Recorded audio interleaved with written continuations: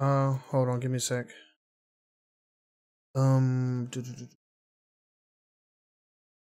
This is my mic.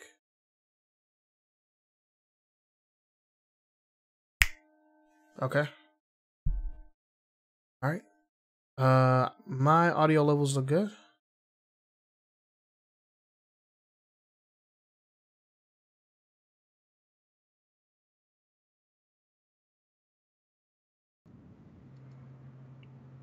One, two. 1 2 1 2.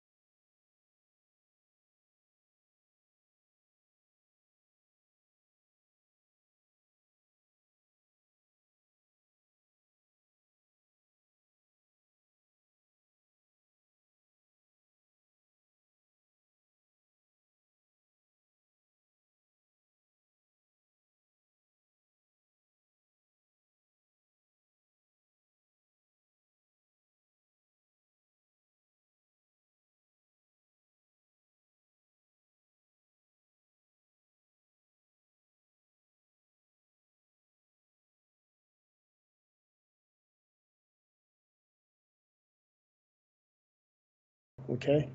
And unmute us. Oh, I do not have Facebook up, so let me do that. And forget about our Facebook family.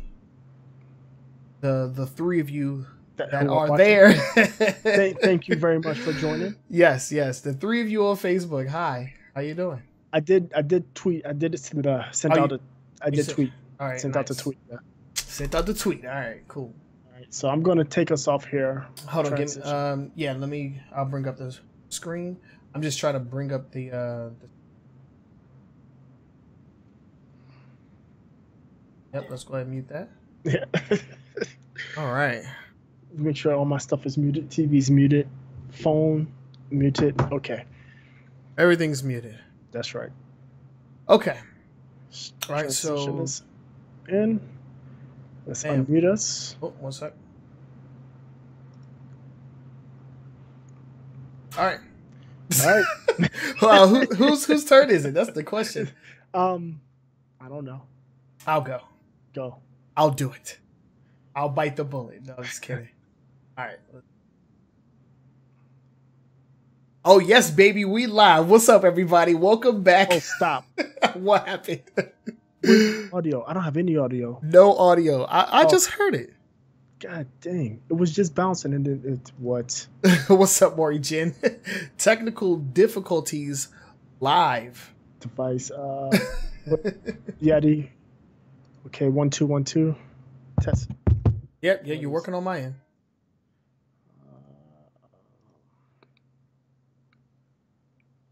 Oh yeah. Episode 100. With no audio. No. No crap. Now let's hit this. Yeti. 1 2 1 2.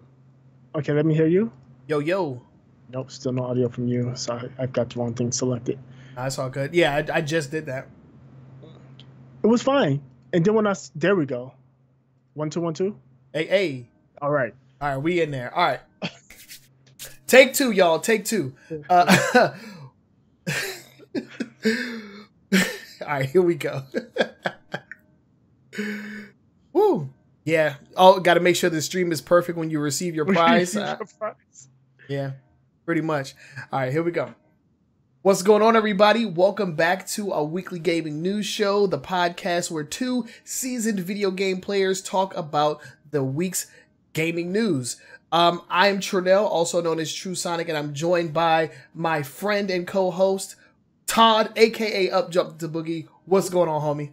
What's up, man? I've had a rough week. Had a rough one. It's been a long week.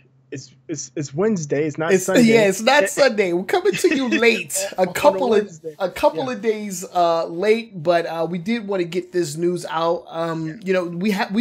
Episode 100. We have gone 100 weeks without missing a show, and we couldn't have episode 100 be the show we missed, right? Right, yeah, no, it wouldn't have been a good look on our end. So we're here on a Wednesday. We're going to get through this news. Hopefully you guys are well. But let's go ahead and jump into our weekly icebreaker. And if you're unfamiliar with what that is, the weekly icebreaker is just a question between the two of us that we like to ask and get a sense of where we are on certain gaming related topics.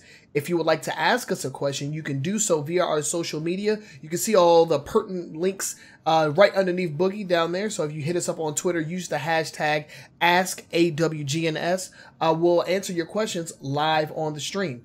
So for this week, we're getting close to E3, man.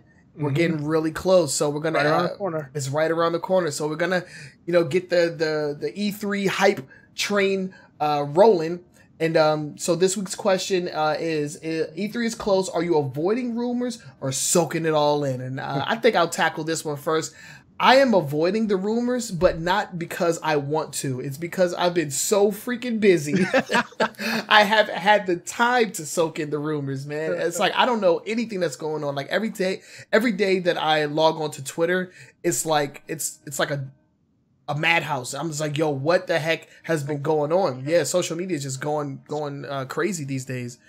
But yeah, I just haven't had the time. I started a new job not that long ago, and it's starting to ramp up.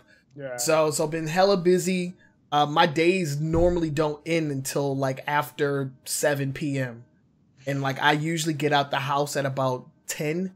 So from 10 to 7, I'm doing stuff. Yeah.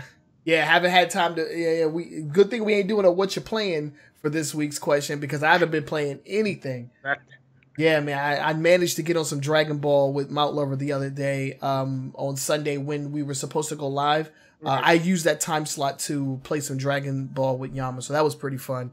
But other than that, man, I've just been chilling, hanging out, and yeah. So haven't even heard any rumors, yet alone soak them in. What about you? I'm doing it the same way I did Infinity War. I'm actively avoiding the rumors. I mean, it's hard because obviously I'm scouring the news and the news boards and such for something to talk about. But when I see E3 rumors, I just kind of skip over it. There's this one that's out of Microsoft, which is super interesting. I want to hear more about it, but Mhm. I want to wait to see what exactly it is. Yeah. But yeah, I've been trying to avoid, and I'm going to continue to try to avoid as much as possible. The only time I probably acknowledge it is if whoever the company is makes it official. So if Yeah. it's a rumor and they're like, okay, you know what, whatever, we're just going to talk about it. I'll talk about it then. But if it's just rumor and hearsay, I'm ignoring it. Yeah. I normally don't avoid rumors though, especially when it comes to E3. Like with Infinity War, of course, you don't want spoilers. Right. But with E3, I feel like a lot of those like announcements or rumors are kind of just like pushed out by the developers sometimes. Yeah, sometimes. Yeah, I feel like there's like leaks that are done on purpose.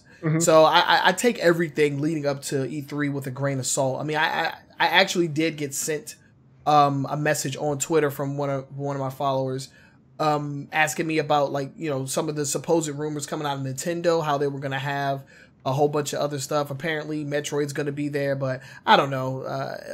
My thing is everything that I see and hear is irrelevant. It's like when E3 happens, that's when I'll get hype.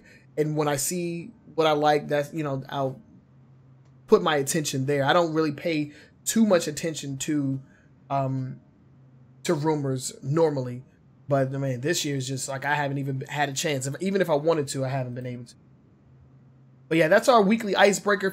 And again, if you want to ask us questions, do so via our social media. Links are down there in the description. Whether you're watching this on YouTube, on Facebook, you're watching the live stream on Twitch or Mixer, you can always reach out to us. You can always ask us questions, and we'll do our very best to get those answered for you.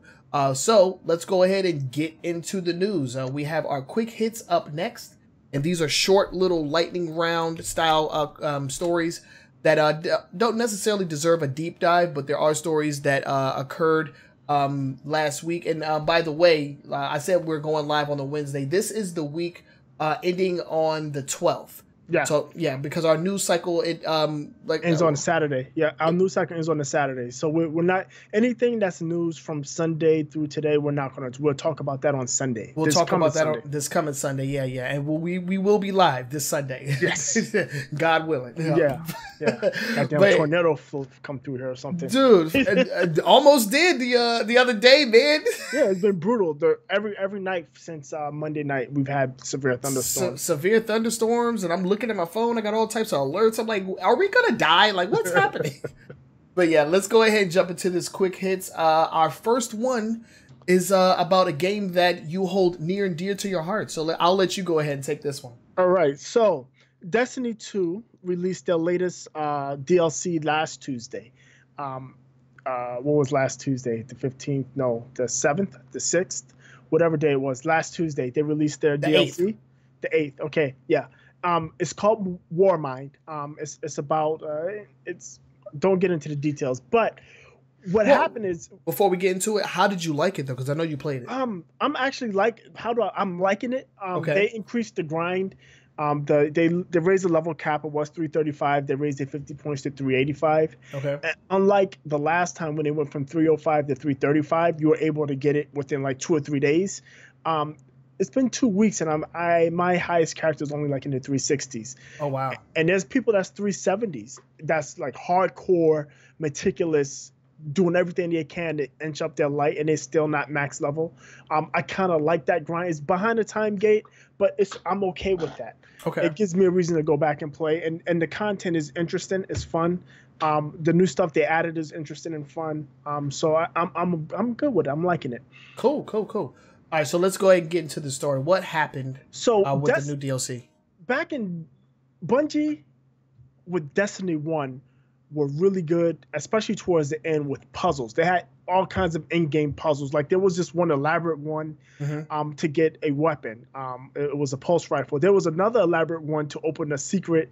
It was all kind of codes, and you wind up having to go to this room and jump on these cylinders in a certain order, and a certain cylinder in a certain position to open up this chest. And it took people a while because it was encrypted.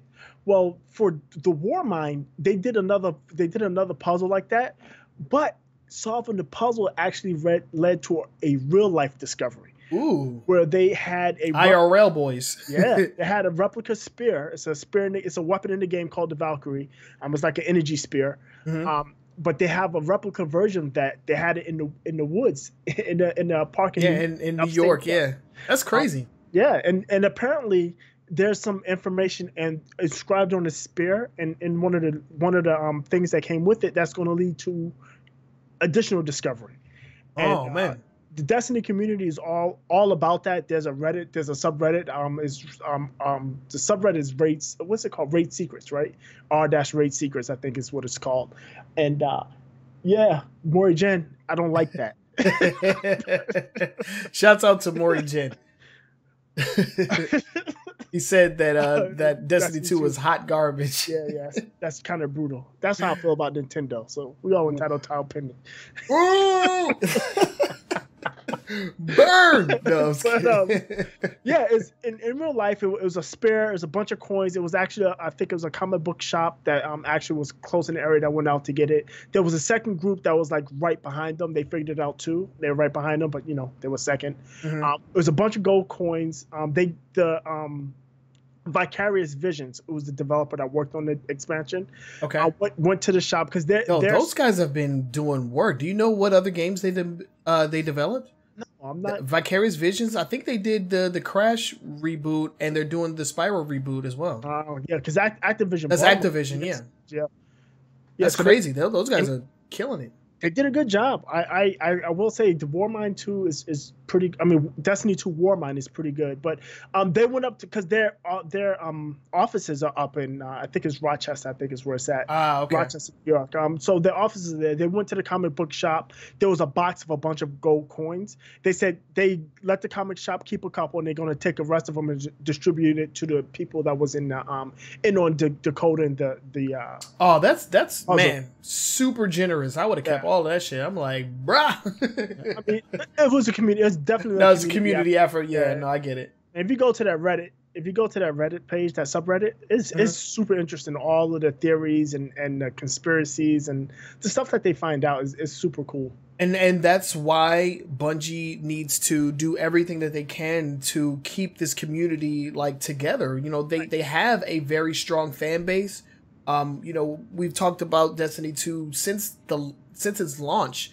Right. And it seems like with their roadmap for 2018 that they're trying their best to get back to where they were, but it's like, damn, man, like why did you leave that place like what? How did we get here? Yeah, how do we get? It took too long, right? Yeah, it took too long. They should have just kept building because again, we talked about this when Destiny 1 first came out. It was the same thing. It was like bare bones, unfinished, bare bones, a lot of problems, a lot of issues, and as the 3 years of Destiny 1 progressed, by the end of the third year, it was a complete game with most of the stuff people really wanted. And all they needed to do was bring that stuff and add to it. But it looks like they just tore it down and rebuilt, and they're rebuilding it again. Yeah, I don't know. It's a weird business strategy if you ask me, but hey, I'm not a game developer, publisher, nothing like that. No. So let's go ahead and move on to the next story. We're talking about Rocket League because they are in the news because it looks like cross-platform parties are coming to Rocket League this summer. Right. So as it stands, the only way that you can play cross-play with somebody is if you use a particular code. I tried this out. I have Rocket League on both the PlayStation 4 and the PC, and I played with our good friend Mori Jin, who owns the game on the Switch. And the way that you link up with each other is by using like a private code, and that's how you invite each other. Almost like a friend code.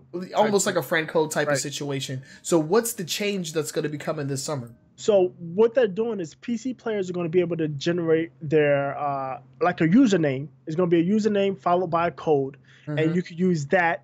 That's basically going to be your gamer tag. It's going to be inside Rocket League. So it's going to be like you're on your Rocket League server username, similar to the way like the Capcom Fighter Network. Capcom Fighter Network, yeah, similar to that, yeah. Okay. So and that way you can party up across platforms. So you'll be able to party up. Xbox, Switch, and PC are all going to be able to play with each other. coming this summer, I believe it's July or August. So all of those three, you can, regardless of what platform you are, you can party up. Like you said before, it was really convoluted, or it was just random. And right. Like you're just getting a random match, and maybe there's a PC player in there, maybe there's a Switch player, maybe there's an Xbox player, but there's no selection. So in this way, like if you want to play on your PC and Morigen wants to play on Switch and I want to play on Xbox, we can all party up and play together. Right. Which is really cool. Which is really cool. I feel like this was probably something that they wanted to do initially, but they didn't have the infrastructure. So they allowed for private parties, but now they're just going to integrate everybody. You're going to have an online username, right. in addition to like your Steam account name or your Xbox Live gamer tag or your what Switch account, or what have you. Yeah. Really good news. Rocket League has been leading the charge when it comes to cross-platform play alongside Minecraft and Fortnite. Yeah. But I feel like with those three games leading the charge, Sony is gonna buckle under the pressure because they're the ones that are being left out. I have an E3 prediction, and this isn't our E3 prediction show, but I think somebody's going to show something at E3 that's going to really leave Sony out, and it's going to be a sea changer. Yeah. We're gonna have to wait and see because Sony's been really stubborn, reticent. And it's not just against Xbox. No. They're okay with PC, but Nintendo or Microsoft, no dice at all. And no dice at all. It's the opposite between Nintendo and Microsoft. They're like, and that's crazy because you would think the two Japanese companies would link up and have crossplay between each other, but you have Microsoft and Nintendo, two companies that are like polar opposites as far as their consumer base or whatever. Right. So Sony is definitely putting themselves in a bad position by staying out of the cross-play conversation. They're painting themselves into a corner. Exactly. So we'll have to see what happens with that. Let's go ahead and move on to the next story. And now we're talking about GameStop. Power to the players. Yeah, GameStop is having some troubles. Yes, the power bar is low on this one because they're going through some trials and tribulations, and they have been doing so for quite some time. Right. Because it looks like the CEO, after only 3 months, has stepped down from his position as CEO. Yeah. I mean, how much money do you think a CEO of a company like GameStop makes? 7 figures, easy. And he didn't even get 2 paychecks. and he's out of there. Out of there, yeah. And it says for personal reasons. Personal reasons like this freaking ship is sinking. I'm getting the hell out of here. That's probably it. That's probably it. I wouldn't doubt it. It could be some other issues with some of the other social going ons in the country nowadays, right? The social wave. Mm-hmm. It could be something along that lines, but nobody knows why he just stepped down after 3 months. He got a secret sex tape that TMZ found. GameStop has definitely been struggling. As more and more people convert to digital only and it's crazy, like, because even if I do get a physical copy, I'm not getting it from GameStop. I'm getting it from Amazon. Yeah, I'm getting mine. I'm 100% digital. The last time I bought a physical copy game was Splatoon 2 last August. Yeah. I haven't bought any physical games in a while. The last one that I was gonna buy, it was gonna be Dragon Ball, but I ended up changing my pre-order at like the last minute. I was like, digital, I'm good. Yeah, it's just easier. It's easier. It's less clutter. Especially, I was sold on being able to instantly swap a game without having to leave my seat. Sonic Online, you want to play Far Cry? Damn. Open for Far Cry. I don't have to get up and press a disc, go find the disc, put the other one in, worry about scratches, none of that. Yeah. It's awesome. Yeah, it is. But yeah, he's been with the company for 16 years. Mm-hmm. He was just recently promoted to CEO and he stepped down. Yep. So we'll have to see what happens, going forward. I think they have somebody who stepped in as the interim CEO. Yeah, they appointed, what's his name? Daniel DeMatteo. He's the interim CEO as the board searches for a permanent replacement. Again, there's no specifics as to why the CEO stepped down. His name was Michael Mauler. That's an awesome name. Michael Mauler. Mauler. I'm going to maul your ass. But yeah, there's no official word as to why he stepped down. He just stepped down. So GameStop's in the news again. And the last few times we've talked about GameStop, it hasn't seemed to be positive. It wasn't positive news. It was like either like negative news or like, okay, I don't know how this is going to work. Let's like, I'm wishing you the best type of news. Because remember, it was supposed to be opening up a whole bunch of stores to include the retro. The retro stores, yeah. Yeah, the retro stores. I haven't seen any. I haven't either. And like I think they've opened them. They were supposed to open last summer, right? Yeah, but like none of the GameStops in my area have any retro gear in them, and I don't know if they have like if it's under a different umbrella, like under a different name or anything. Yeah, it looks like they're just in stores right now. Like they sell retro stuff in GameStops. But I haven't seen any. There's 2 GameStops that were close to me. Both of them have closed. Wow. Yeah, that's pretty crazy. One of them was like almost brand new. It just opened. The one I went to that pissed me off about my PlayStation 4. They closed. They closed. Wow. And they hadn't been open more than 2 years. Dang. Yeah. See, I actually have 3 within close proximity. There's 2 like on like one block, and then there's one on another block, and then there's one inside the mall. So there's 3 that's pretty close together in my area, none of which have closed, and none of which that sell any retro gear.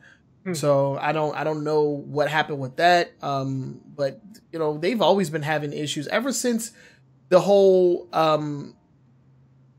issue with trading in the games and the money not going back to the developers. Like ever since that started, it's just been a slow downhill slope for GameStop. Yep. I'm curious as to how they're going to stay in business because they've tried selling cell phones. They're getting out of that business. They sold like a cricket plan because I was in game. Yo, remember when they used to sell movies? Yeah, I remember they used to sell DVDs, man. Yep. I used to stay when I was working there, because we get the discount, right? Mm-hmm. While I was working there, man, somebody brought in a box set and it didn't have like a proper SKU, so that thing was like $3, and with the discount, I got that thing for like pocket change. That's awesome. I was like, I think it was Dragon Ball. I was like, the whole season 1 of Dragon Ball for $1? Yeah, I'll take that. Yep. I'll buy that for $1. Yeah, I'll buy that for $1. But yeah, I don't know. I haven't been a GameStop customer in quite some time. But when I do go in there, the environment is different than when I was working there. I remember when I was there, we had to wear like collared shirts and khakis and stuff. Yeah, they're wearing t-shirts. Yeah, they're wearing t-shirts, jeans. People got tattoos on their face. I'm like, all right, well, we cool now, I guess. I don't know. But let's hope that they can figure something out, because it's not looking good over there at GameStop. No, not at all. All right, we got one more quick hit for you guys. Let's go ahead and get into it. What we got next? Okay, Microsoft has expanded their game gifting. And I say Microsoft and not just Xbox, because this expansion moves into PC games. It pertains to both Xbox and PC games. Initially, you were able to gift a select number of games on the Xbox One. That has now been expanded to all games on Xbox One, DLC, and PC games. Oh, wow. You're able to give Xbox Live Gold. You're able to give Xbox Game Pass subscriptions as well. Oh, wow. There's a couple of caveats. One, if you're an Xbox Live Gold member, you only can gift 2 discounted titles every 14 days. Mm-hmm. And I think it's something like 10 total, 6 or 10 total. I think I'm assuming that's a year. Okay. Is that only the discounted titles? The discounted titles, yeah. So like if I'm gifting a title to somebody that's not an Xbox Live Gold subscriber, say I'm gifting them, you know how they have the Xbox weekly sales. Something's on sale for 60% off. I only could do it 2 times every 14 days, and there's a limit to the total number I can gift. Yeah, because then you're just banking off of discounted games. I understand what the point is. That's part of the allure of being an Xbox Gold member, right? Get the discounts. Right. If you just have somebody buy them for you, there's no reason for you to get gold unless you want to play online. But anyway, I digress. I think it's a good deal. I mean, the way it works is basically you buy a gift, you send them, get their email, they get a redemption code, they input the code, the game is theirs, they start downloading. The only other caveat is they have to get the game from the same regional store the gift was given. So if I'm gifting from the North American store to somebody in the EU, the person in the EU will have to go to the North American store to redeem their gift. Oh, so it actually works cross-region. You just have to go to that store? You have to be in the regional. You have to be in the proper. You have to redeem in a proper region. Okay. Oh, all right. That's one of the caveats. So not too bad. I can't hear North America give somebody a code and it work in the EU store. That's not going to work. Right. Of course. Hey, I mean, this is one of those small little perks that Xbox has been doing that is making them more and more like Steam. Right. In PC, because they've had gifting for a while now. I like that you're able to gift subscriptions. DLC and subscriptions. That's pretty dope. Subscriptions is a big thing. Yeah. Somebody can gift me a season pass for something. That's dope. Yep. Yeah, I like that. So yeah, that's our quick hits. If you have any stories you would like for us to cover, it will most likely be added into the quick hits section, but you got to be fast because Boogie is up on his gaming news. So if you want to beat him to the punch, hit us up on our social media. Links are down in the description. I'm going to keep saying it. Links are down in the description, and you can also see everything right underneath Boogie, our social media links and all the such. So now we could go ahead and get into the meat and potatoes of this podcast, and that's going to be our top 5 news stories for this week. But before we do that, I would like to give a quick shout out to our sponsor. So let's go ahead and do that really quickly. So if you want to get good at your favorite fighting game, head on over to newchallenger.gg, join the Discord, and become immersed in a super awesome community of fighting game enthusiasts that want to help you build that foundation to make you a better fighting game player. Supporting Injustice 2, Marvel vs. Capcom Infinite, was just got an update recently. That's pretty interesting. I haven't read too much into it, but that's interesting. Street Fighter V, of course, and Dragon Ball Fighters, in addition to other games. But yeah, they have fight nights, they have one-on-one training, group training, anything that you need to help you build that foundation and take your fighting skills online. They also have tournaments for that are weekly and bi-weekly that also have prizes. So head on over. The website is newchallenger.gg. Let them know that True Sonic sent you. And big shout out to Mr. Vinegar, who is the founder of the Discord channel. And also a big shout out to Mount Lover, who is not only a friend of the podcast, but he is a coach, moderator, and he actually runs the Dragon Ball Fighters League over on the Discord as well. So make sure that you check those guys out. Thank you for sponsoring the podcast for 100 episodes. Well, they haven't been sponsoring for 100 episodes, but they've been sponsoring us for quite some time, and they always shout us out on their live events. So I want to show those guys some love.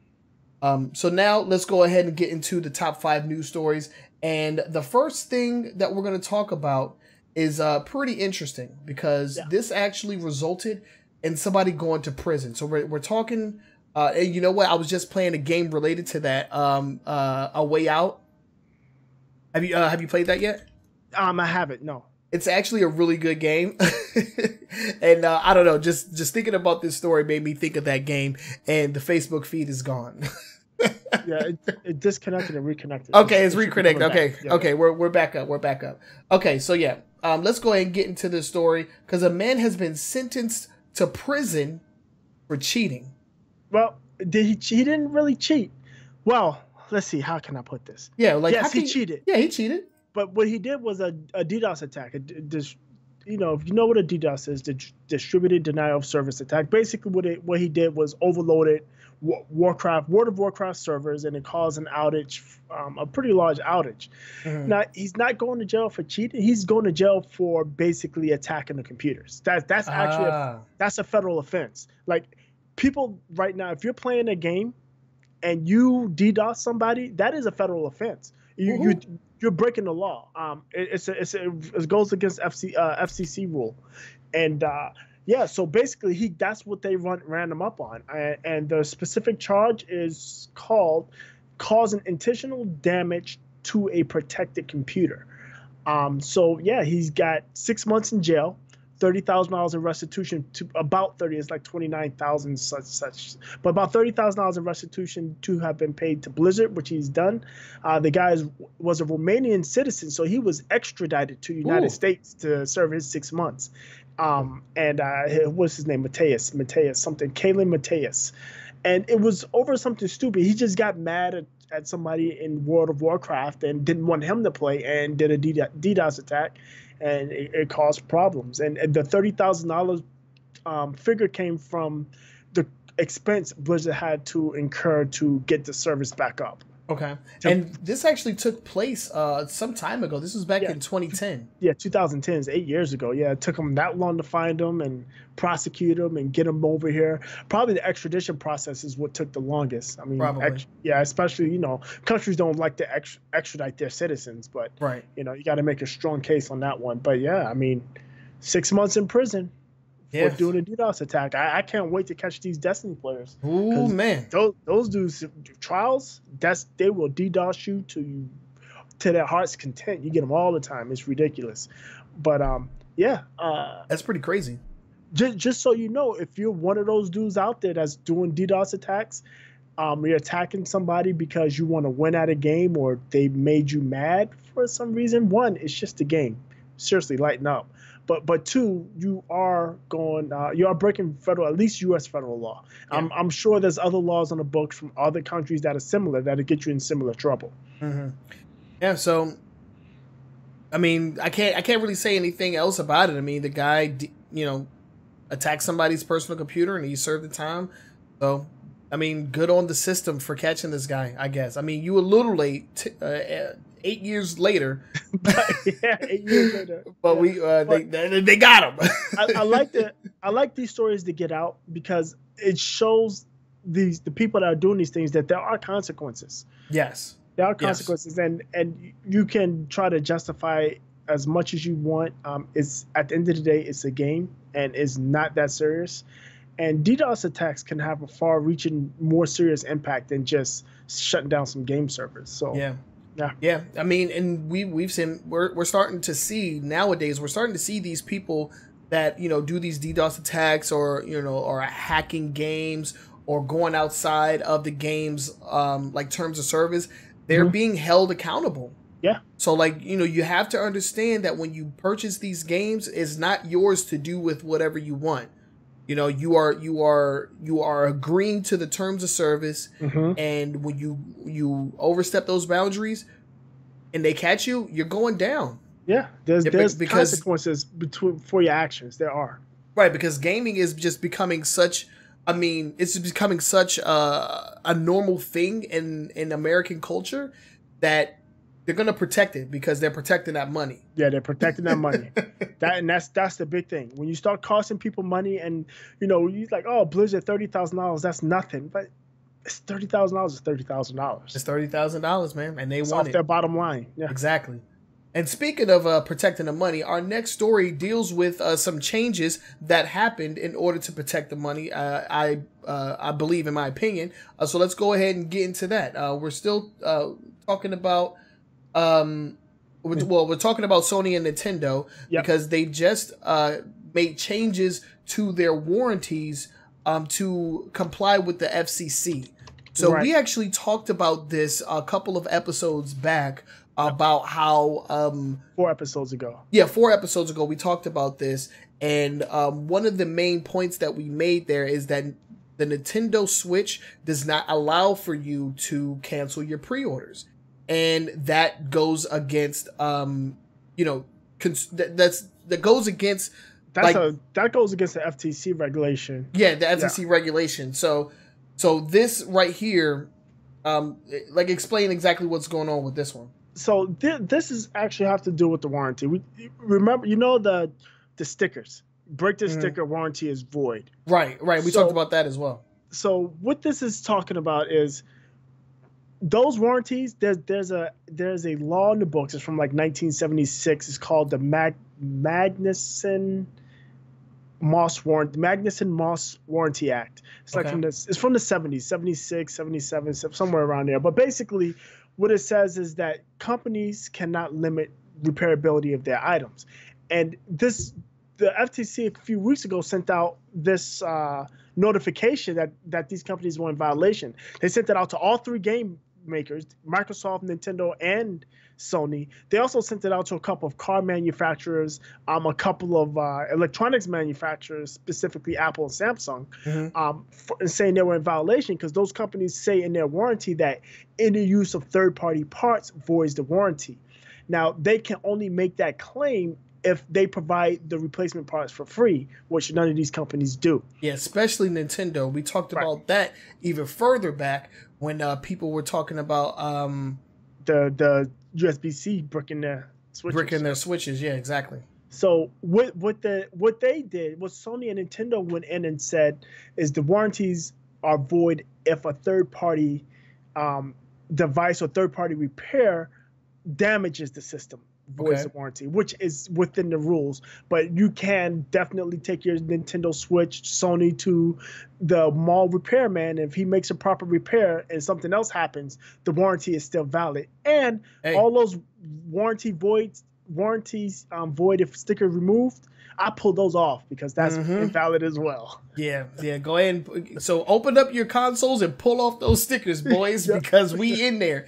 So what does that mean when it comes to like physical games? Because I remember for a long time, you know, being an employee at GameStop, if you take that sticker off, that means that, you know, that voids the return policy. So is that the same? No, that's completely different. That's because of copyright laws. That seal is broken. You can only exchange it for the same exact title. That comes from actually the music industry and back in cassette days where people would open cassettes, dub it, and return it for something else. Okay. So that's something they put in, and it's just been attached to media for years and years now.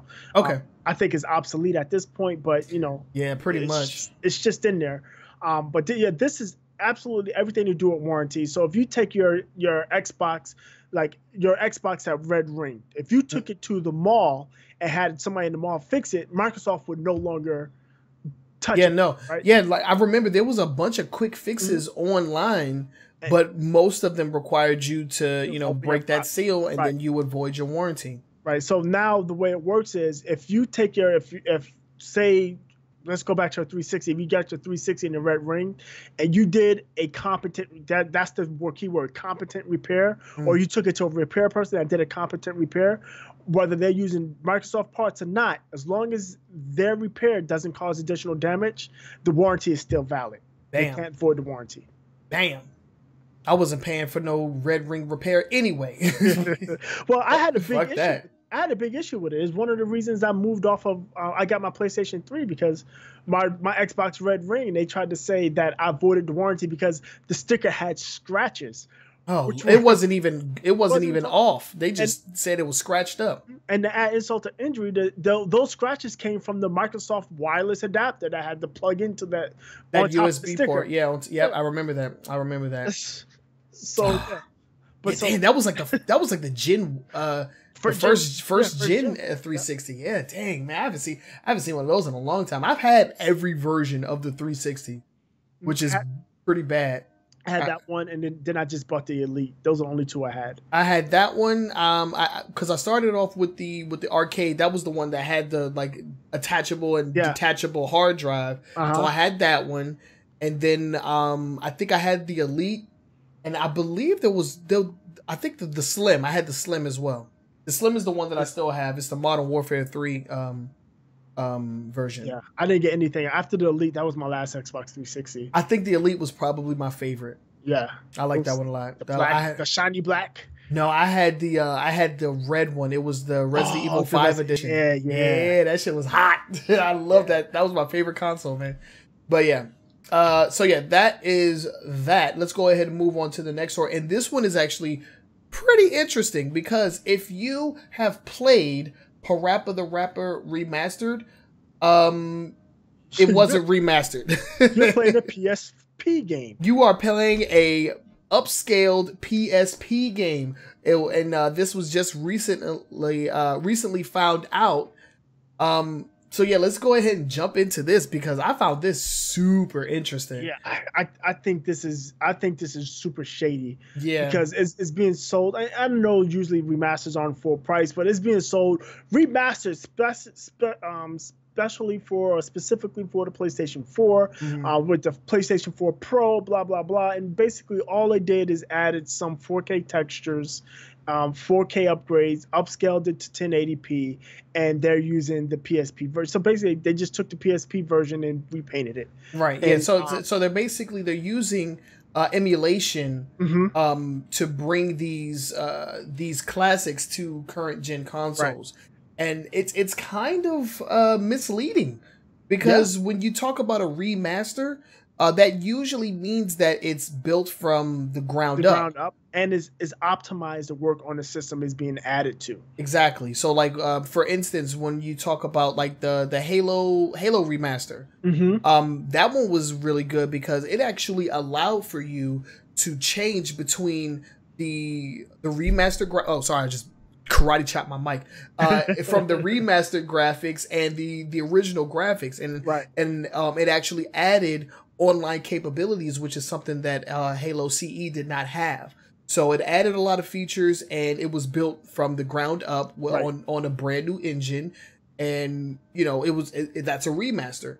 This is not a remaster. This is I don't even. It's emulation. It's not even a remake. It's an emulated game, and it's two things that's really interesting. It's the fact that they're using emulation, which they said they really couldn't do on PS4. Remember, they said that. They said that. Yes, which is why there's no backwards compatibility. Right? That's strike one. So Sony, what are you doing to us here? What's going on? And two, that opens the door for hackers. This was found out by hackers, right? Yeah. And now they think, oh wait, look. There's an emulation tool that allows us to get PSP games on the PlayStation 4. They're going to isolate that and use it to bring other games to the PS4 that may not necessarily been made for the PlayStation 4. Exactly. So that part is cool. So look forward to your PSP ROMs running on PS4. Yeah, that's exactly what it is. That's exactly what it is, because there's actually emulation techniques that people are using right now. For PC emulation that does the exact same thing. You can upscale the graphics, you can change the resolution, stuff like that, and this is no different. No, it's not. And like I said, I think my biggest problem with this is that I think it's underhanded, because it's like a bait and switch, false advertising. You're telling me one thing and you're not giving me what you're advertising. Yeah. This is not, in my opinion, this is not a remaster. Right. Yeah, and we'll talk about this a little bit more a little later in the show during our long form, because I kind of want to jump further into the whole remaster conversation. But for now, let's go ahead and jump on to the next story. We have a lot of Nintendo to talk about, so let's go ahead and get it out of the way. Hopefully, what? We got one more story before we get Nintendo. No, we got Pokemon. That's Nintendo too. I guess. Yeah, Pokemon, Nintendo. Pokemon, Niantic, yeah. Yeah, so we're gonna be talking about first. We're gonna be talking about Pokemon. The Pokemon Go Fest is returning. Is back. And you know what? When I was researching this and I was going through and getting all my assets and stuff ready, a lot of people are saying that this thing is dead in the water already because of last year. Yeah, a lot of people are not excited about this one. So just to catch you guys up, if you haven't been keeping up with Pokemon Go Fest. The last one they held in Chicago was a disaster, to say the least. And, they're trying it again. It's been a while. And so here we go. Pokemon Go Fest 2018. So what are they planning to do this time around? Okay, so last year it was in Chicago. It was in Chicago. It was in Grant Park. This year they're moving it to Lincoln Park. It's July 14th and 15th. And this time it's going to be a Roman event. So it's a 2-mile walk or 2-mile path that players will walk on to capture. Walking along this path, you're going to capture Pokemon, legendary Pokemon, special Pokemon event, specific Pokemon. There's also some physical interactions with, I think there's going to be posts or something, guideposts, that you can interact with. I'm assuming they'll use them as, what do you call those, the stations where you spin and get the stuff out of it? I don't know. What is it called? The Pokestops. Oh, yeah. They'll use them as Pokestops and maybe arenas and so they can do some PvP or whatever is going on out there. Gyms and whatnot. Yeah, gyms. Yep. So that's coming out.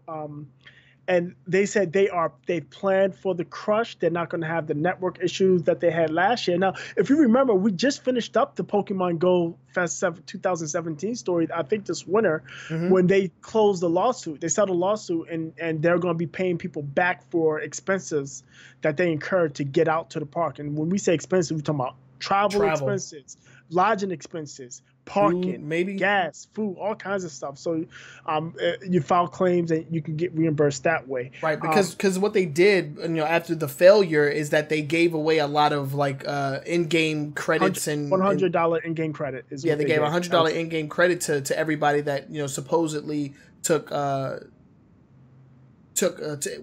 what that was there when it took place. Right. But then we talked about how people filed claims or lawsuits against them. Yeah, because people were traveled from out of the country. Yeah, they flew here from Europe. I mean, and to get here, spend the money. And yes, Chicago is a beautiful city, especially in the summer. It is really nice. But that's not where they came. They didn't come to see Chicago. They came to the Pokemon Go Fest, and it failed miserably. Yeah. And I've been reading the same thing you were reading. There's not as much excitement about it. And this might be a good thing for them. It's not going to be the crush. I guarantee you there'll be a few thousand people there. Not like, I think it was something like 20 or 30,000 people that wound up showing up last year. Yeah. It won't be nearly as many, but with the smaller amount of people, it should go off better, I think. And with it not being in one confined space and kind of like spreading it out across 2 miles, it'll allow them to use different nodes in order to like send out the signals or whatnot. Exactly. So they won't just have like this huge congestion in one area.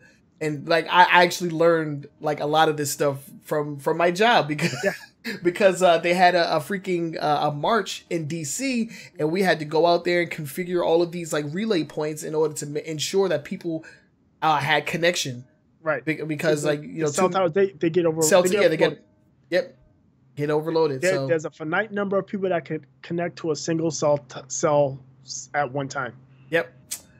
My job is pretty cool when it's not pissing me off. But yeah. So I look forward to seeing how things go with Pokemon Go Fest. I haven't touched this app in a long time, and I actually just upgraded my phone, and I didn't find the need to re-download the app. So it's gone as far as I'm concerned. What about you, Boogie? The last time I touched it, I know exactly the last time I touched it. I still have it on my phone. Okay. But the last time I touched it is when they released the Watch app.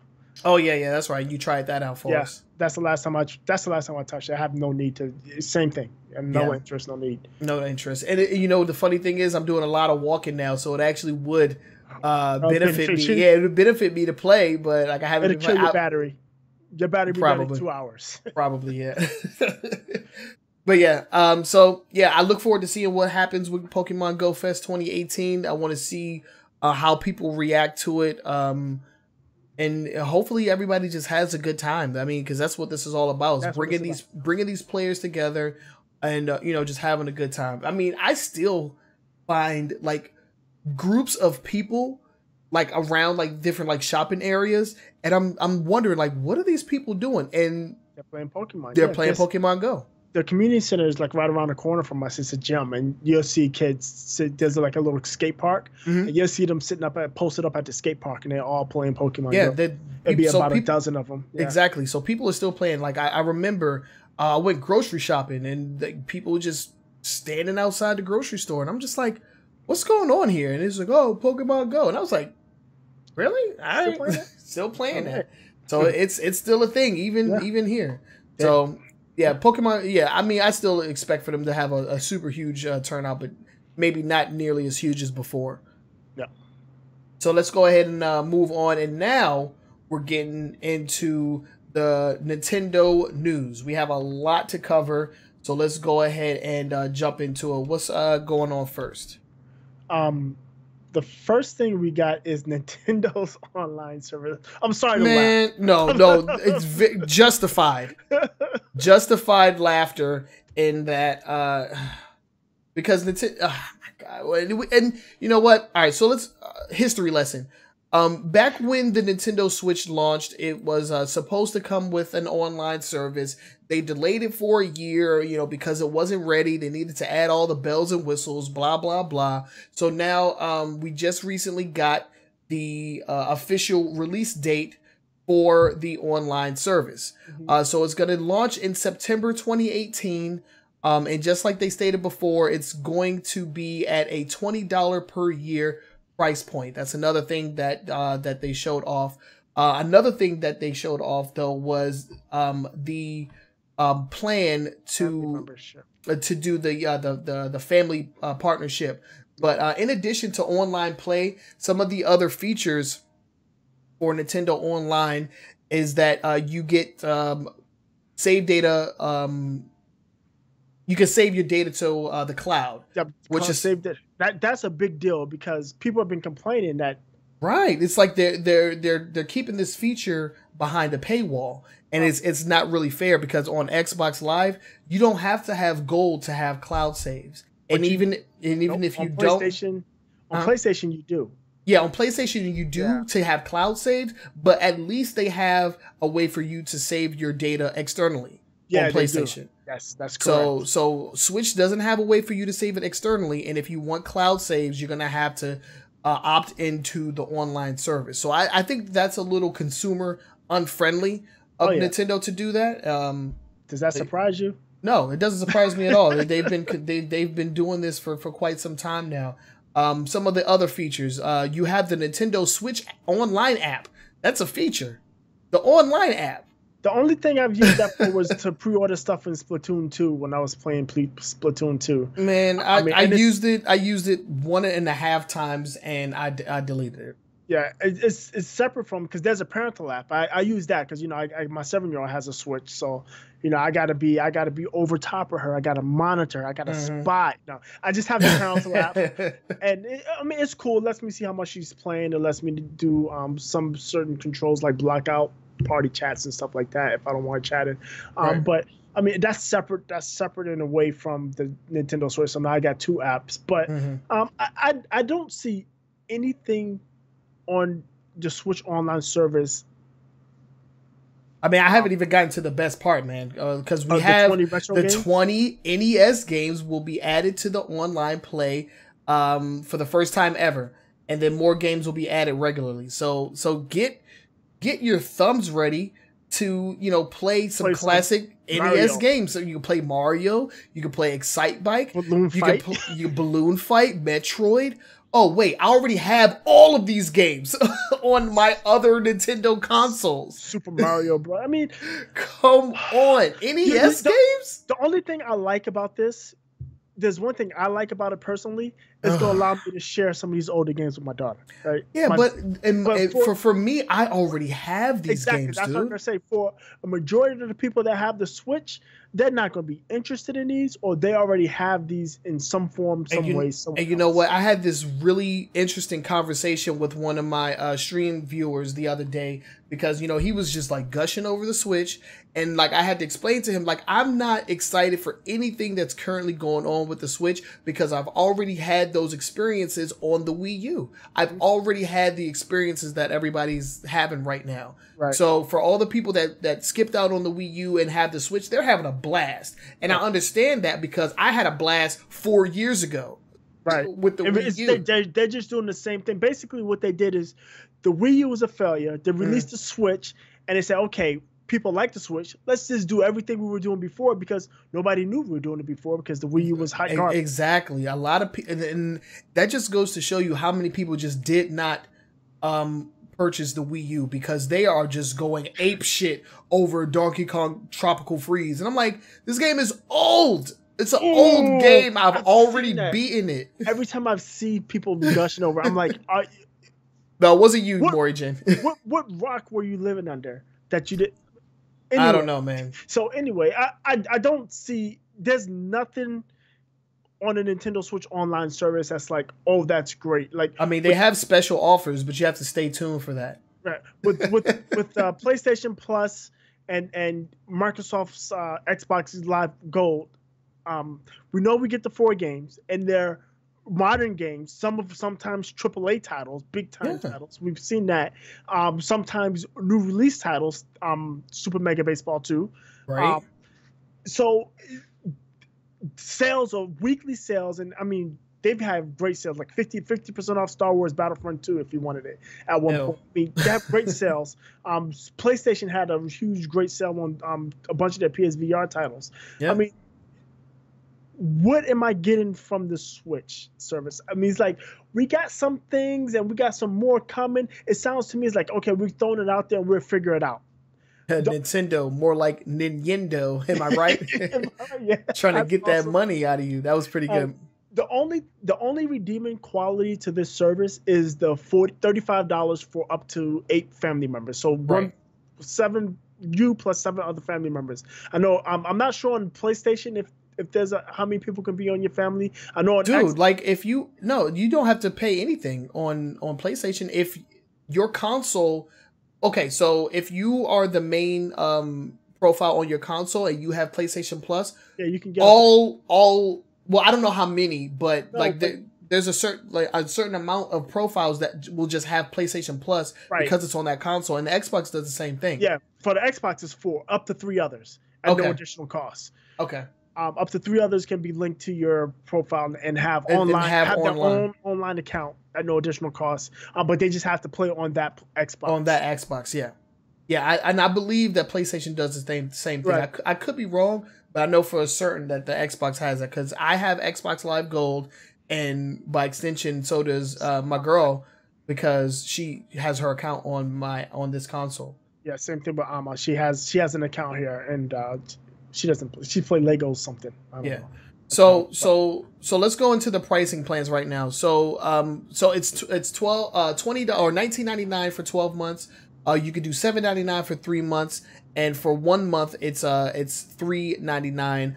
But yeah, I think the family membership is probably the best thing to come out of this entire announcement because for $34.99 to $35, you can have 8 people playing online. 8 people for $34 and $34.99 a month. I think that is the best thing about this because if you split that 8 ways, how much is that per year? Like $4. It's like $4 a year. Yeah. For online, I'll pay $4 a year. Right. for freaking Nintendo Online. This is what I'm going to say about Nintendo and their family plan membership. Go to hell. The reason I say that is because you can't share a Switch. Nope. So if I got a family of 4 and I got them on a family plan, that means I got to have 4 goddamn on Switches. Mm-hmm. Which last time I checked, that's $1,200, right? $300 a pop.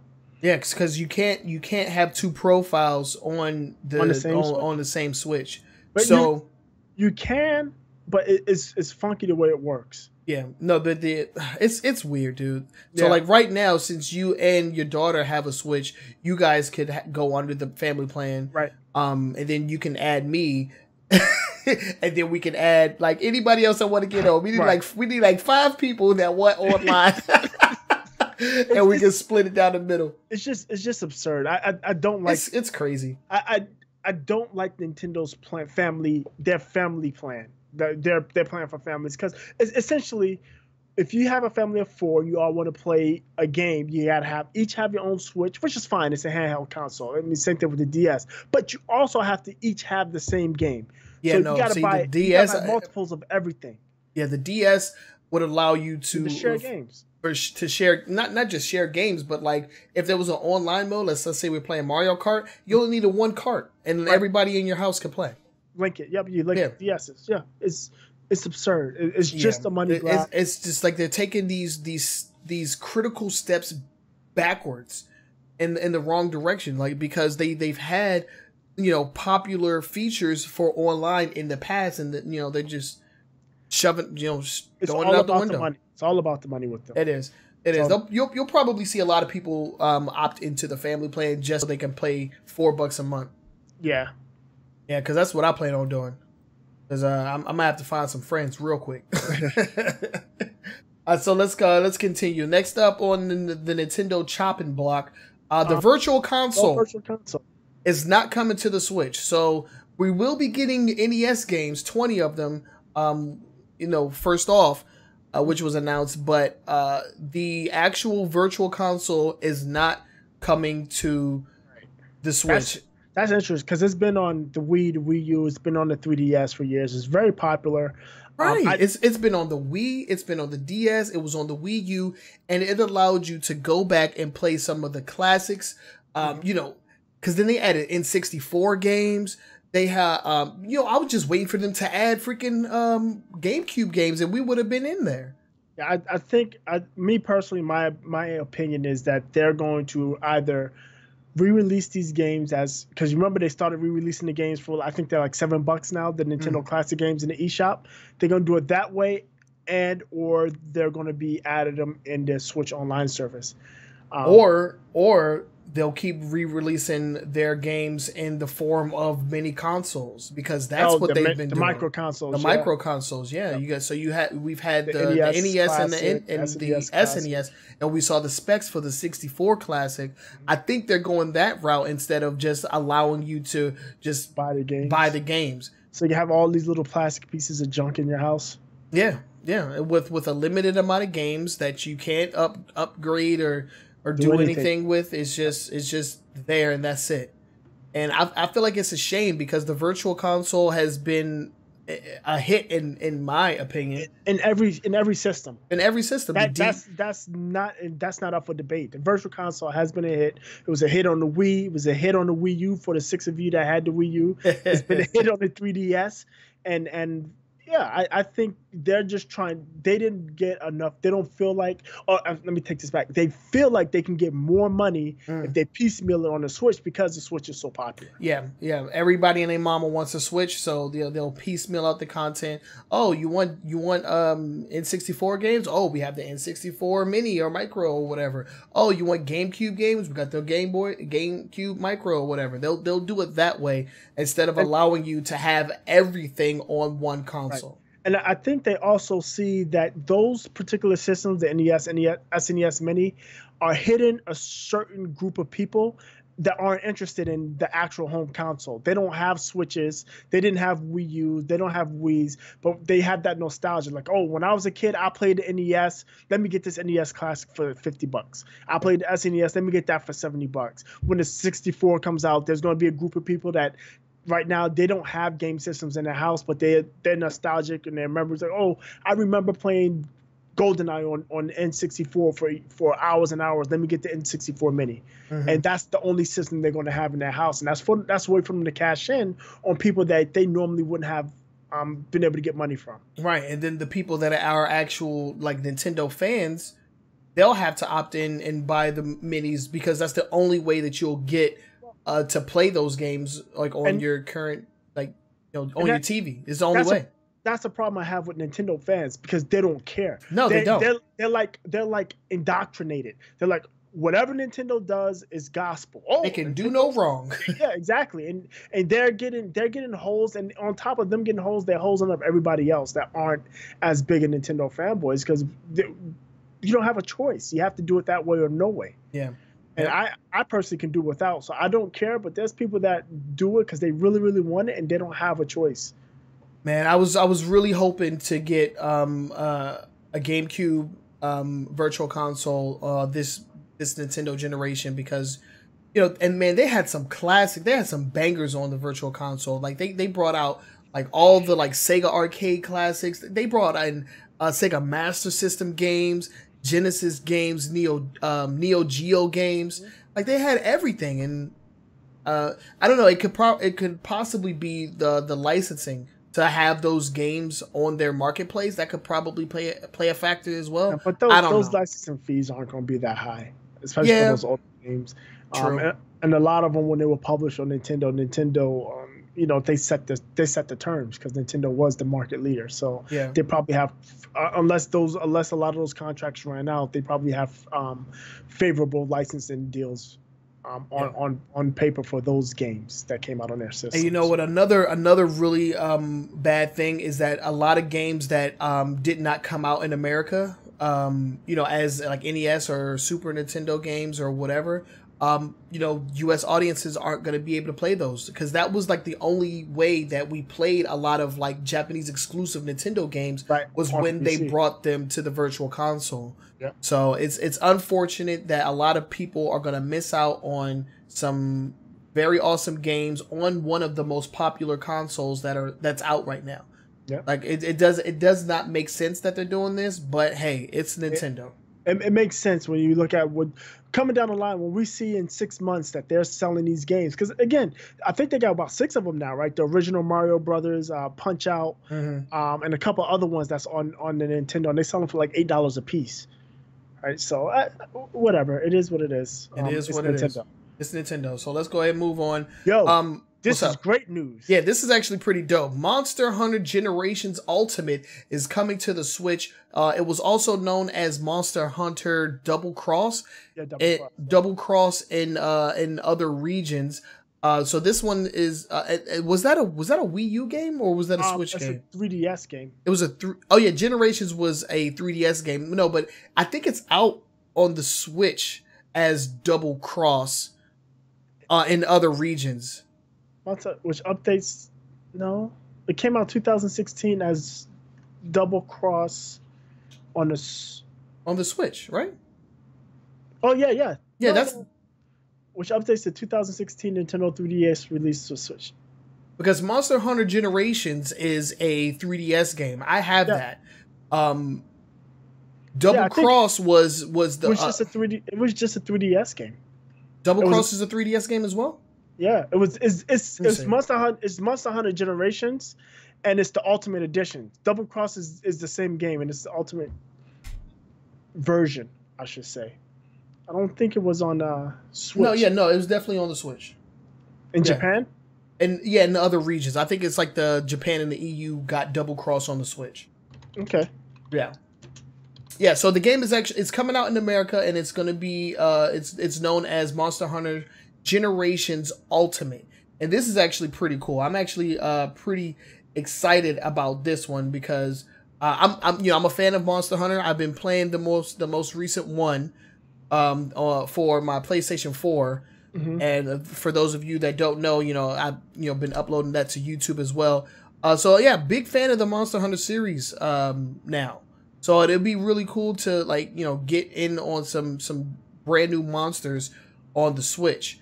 But yeah, what are your thoughts on it? I don't have any thoughts. You don't have any thoughts on it? I mean, this is probably the best thing to come out of Nintendo in this entire report that we got going on here. I'm just laughing at it because they can't have Monster Hunter World because Switch isn't powerful enough. So this is what they get.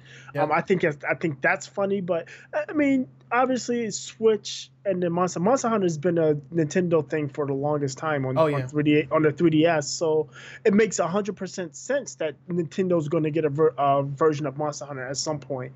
And I mean, for those who only have a Switch, and you really want to play Monster Hunter, there you go. You got your Monster Hunter.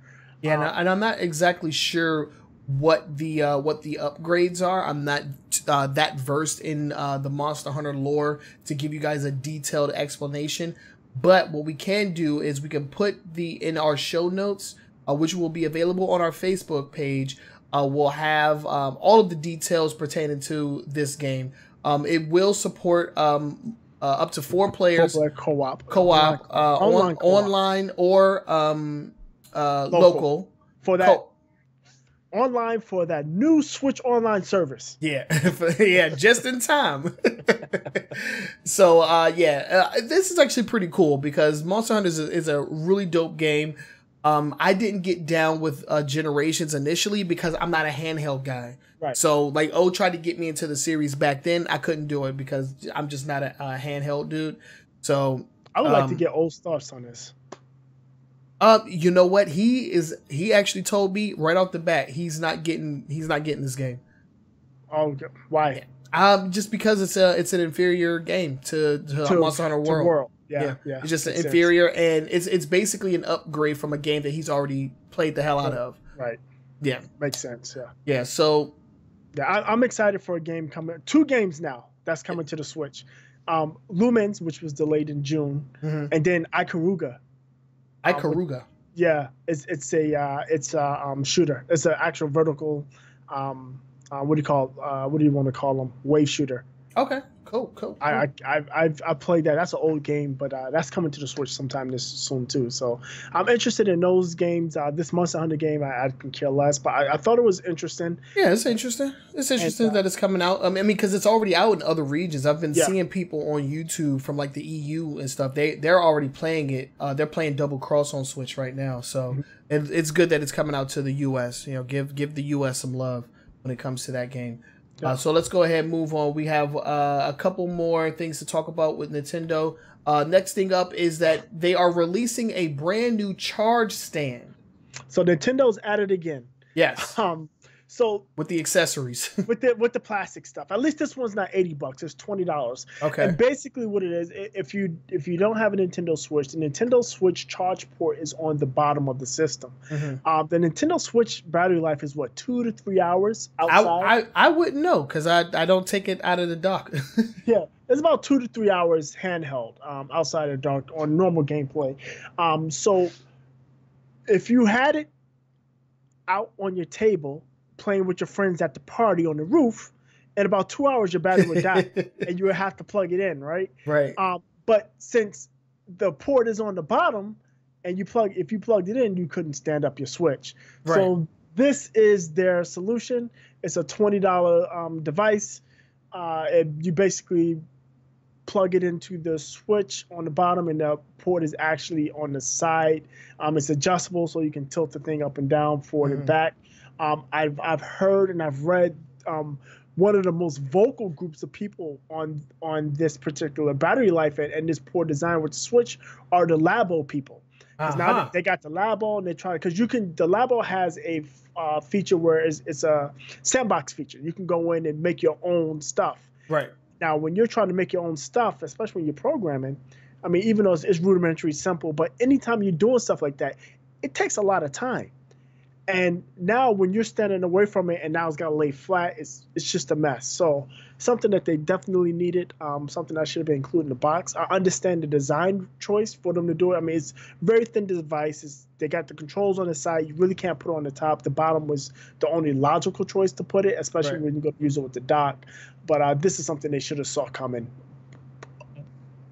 I mean, it's just every time Nintendo comes up with a new piece of plastic that's supposed to like better the console, I'm just like, why wasn't this done initially? It's like I don't understand.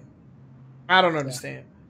But all right, so we got one more, and this is actually pretty sad for all of you that have been playing Nintendo's very first mobile game, Miitomo.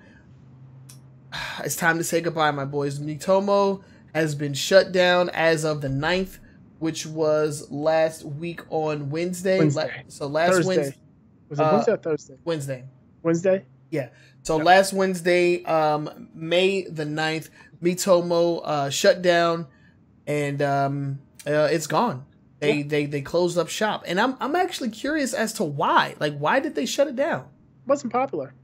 Really? I don't know. So I mean, it was popular at the very beginning because it was Nintendo Miitomo, but it really died off super quick because it was really nothing to do in it. It's like some kind of weird. It's like a little social network. We're a social network with Nintendo Mii's.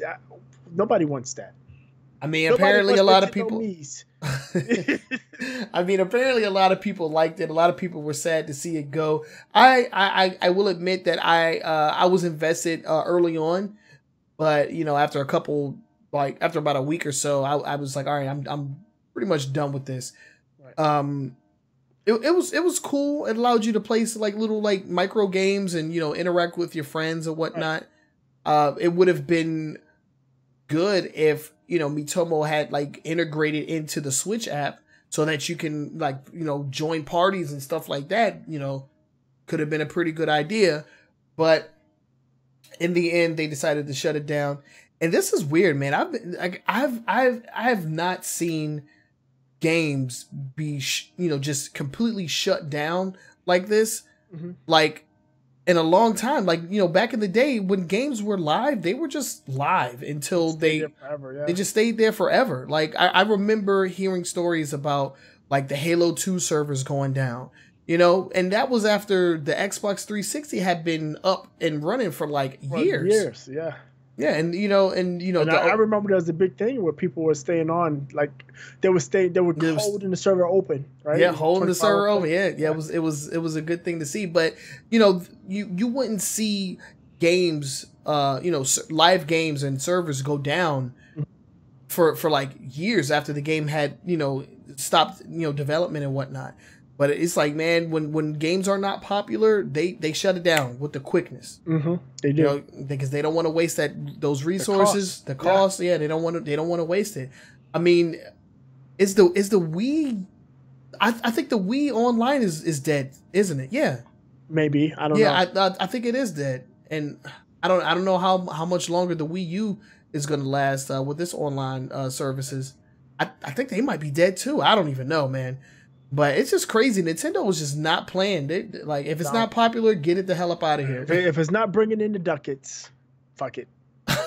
No ducats, fuck it.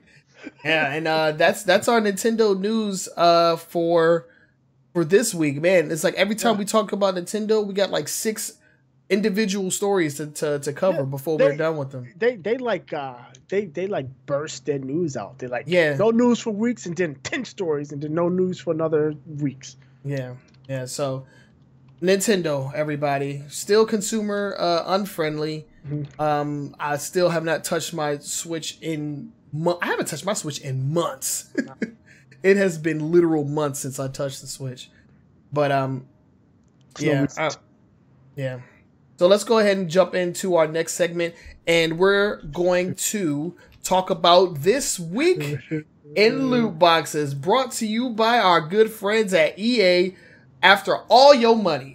Yeah. So this is hilarious. So we've talked about this the past couple of weeks. We got a couple of European countries that came out straight up and said loot boxes are illegal in our country, specifically pointing to a couple of EA games, including FIFA 18. Yep. EA said, kill that noise. We're going to keep our loot boxing. And guess what? It's not gambling if you tell you what your odds are. Wait, what? They tell me what my odds are in Las Vegas. That's still gambling. It's still gambling. So I don't, what? Who, what? What? So I don't know, dude. So anyway. Yeah, go ahead. So anyway, EA says we're going to do loot boxes. We're going to keep doing them in fun and friendly and transparent ways. And you're going to have fun spending all your money on digital goods with EA. Yeah, so the CEO, Andrew Wilson, is the one that came out with that statement. He gives no fucks. He does not care about what's going on with the loot box debacle. And it's actually really interesting because when you look at the financial reports from EA, they did, like, you would think that they took a major hit with the whole like Battlefield 2 fiasco. Nope. They surely did not. They actually still broke records, and you know what it's for? They didn't have something like the FIFA the Ultimate Teams. The Ultimate Teams have been ranking in the dough. So the whole like Battlefield, like it was a loss. Battlefront, sorry. Yeah. It was a loss for them, but not enough for them to not to cash out, because they cashed out. They made bank this year so far. Yeah. I think I can't find a number, and I don't have the link to that particular article, but I think the number was something like $8 billion worth of loot box transactions across all of their properties, not just FIFA. Yeah, not just FIFA, but I'm talking about like just like the Ultimate Team, FIFA, right. NFL, like the FUT. Fire Emblem Heroes is another huge one for them. Yeah. They made a ton of money on loot boxes, and when like what did I just say about Nintendo? It's bringing in the ducats. It's all about the ducats at the end of the day for these companies, and the loot boxes and Ultimate Team and that stuff is making a ton of money. And like I said previously on episodes when we talked about the Netherlands and Belgium, saying loot boxes are illegal. It's easy for them to locally block loot boxes in those countries, and those countries' populations are small enough where, like, so what? Not our problem. Yeah.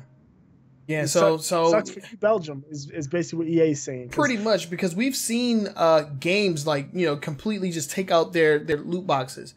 We talked about Shadow of War, just completely removing their loot boxes. A couple of other smaller games. Another game just recently too. I forgot a free to play game we talked about. I think last week. Was it? It wasn't Paladins. It was something else. No. It was a game that was like off our radar. I don't think I had heard of it much. I heard of it like one time before, but not much after. But yeah, so while other games and studios are trying to revert and take back their loot boxes, EA is going full steam ahead because they're making money, and if it ain't broke, don't fix it. And they not about to fix loot boxes. No, not at all. And they have said, they came out and said, EA actively works to prevent people from making or using illegal loot box transactions or so on and so forth. Yeah, right.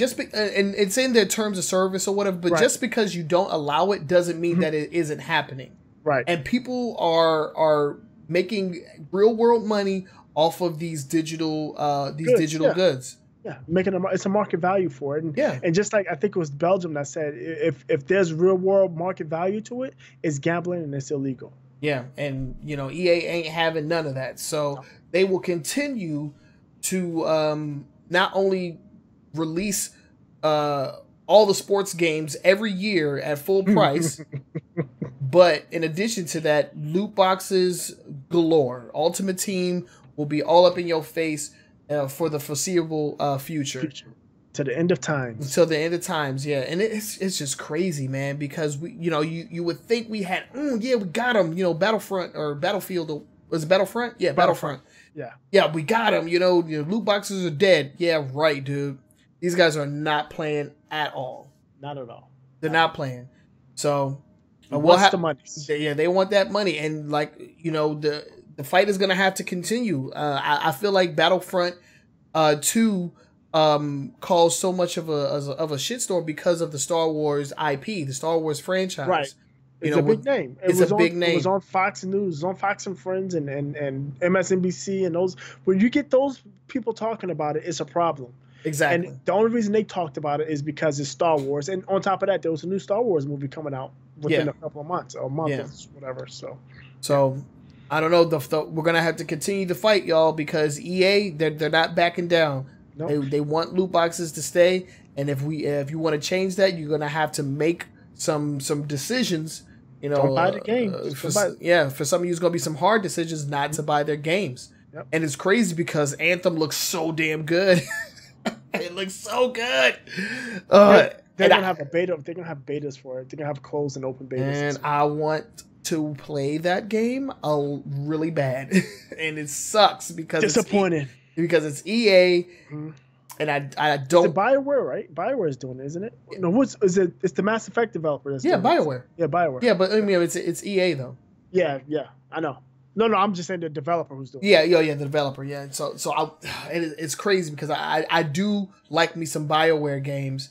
Even though Mass Effect Andromeda was a hot piece of garbage. To quote our good friend Maury Jin over here, it was hot garbage. That's EA. I blame EA for that because and that's more time. And that's what I'm saying. And that's exactly what I'm saying. It's like you want to support developers, but then the publisher gets in the way, and it's like, damn, am I going to punish am I going to punish BioWare by not purchasing their content because of their publisher? I don't know. Decision the publisher made. Oh, God. Decisions. Because you don't have to worry about me buying sports games. I ain't never gonna buy that shit. But I do like me some BioWare games. Yeah. Yep. Gonna be a tough decision, but that was this week in loot boxes. We're gonna keep the discussion going, and if you have anything that you would like to add to this discussion, make sure that you do so via our social media. Hit us up on Twitter, hit us up on Facebook, leave comments in the comment section of wherever it is that you are consuming this content, and we'll be sure to get back to you. We love responding to you guys, so make sure you reach out to us so that we can keep the discussion going, because it's not gonna die. We said it when we started this segment that the loot box discussion is not going away, and we don't plan on stopping the conversation on it. So let's keep it going. Hit us up. Let us know what you think. And now we can go ahead and move on to our long form discussion. And like we said earlier, I kind of want to deep dive into the discussion of remasters and re-releases, and by extension collections of re-releases. So let's go ahead and jump into that, because we talked about it earlier with Parappa the Rapper. Dude, this is like false advertising if I've ever seen it. Yeah, so I touched on it earlier. I mean, what they did with Parappa the Rapper is definitely a bait and switch. Yeah. When you tell me it's a remaster, I'm expecting rebuild from the ground up, or from the ground up to be optimized for whatever new system you're putting it on. So if you got a PSP game, you got a PS2 game, and you're going to put it on a PS4 and the PS4 Pro with 4K assets, it needs to be built from the ground up. I'm not expecting emulation, because emulation causes all kinds of problems. It runs bad, it resource hogs, and what you gave me is basically a piece of shit spray painted gold. Yeah, pretty much. And man, when I read that story, it just brought back some really bad memories, because there's been okay, so let's just distinguish between the two. There's a remaster, and I feel like we've had this conversation before, where there's remasters and then there's like ports or re-releases, a re-release. And so when I'm actually getting really sick of the whole remaster thing, because I feel like it's being done way too often for a lot of games that we've seen over and over again. Yeah. So for instance, Shadow of the Colossus, it has been on every single PlayStation console. For PlayStation 3, it was a port, it was a re-release, and then on PlayStation 4, it was a remaster. Now, I haven't heard any like bad things about that game as far as the remaster is concerned. They did that one the right way. From everything I've read. Yeah, from everything we've heard, that one was done from the ground up, and it's a solid experience. I mean, that game is damn near flawless in my opinion. It's an awesome game. If you haven't played it, I recommend it. But that's how you do a remaster. Let's take another example: the Crash Bandicoot series.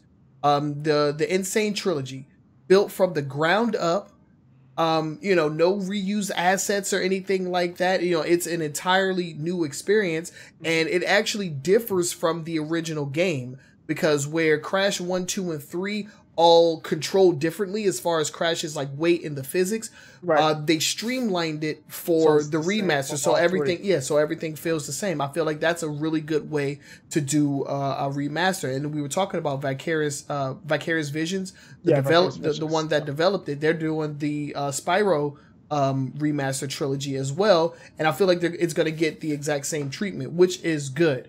So then you get things like this Parappa the Rapper remaster, and it just puts it sullies the term, because you didn't remaster anything. You emulate. You didn't even just port the game over. You emulated the port. You emulated it's crazy. It's what Xbox is doing for free, right? With the backwards compatibility. That's emulation. Emulation is for Microsoft's backwards compatibility is emulation, but Microsoft is not calling these remastered or re-releases. They're just saying play your old game on your Xbox One, and if you own the game, you don't have to buy it. This, for all intents and purposes, if I owned a PSP game, I should have just been able to buy this.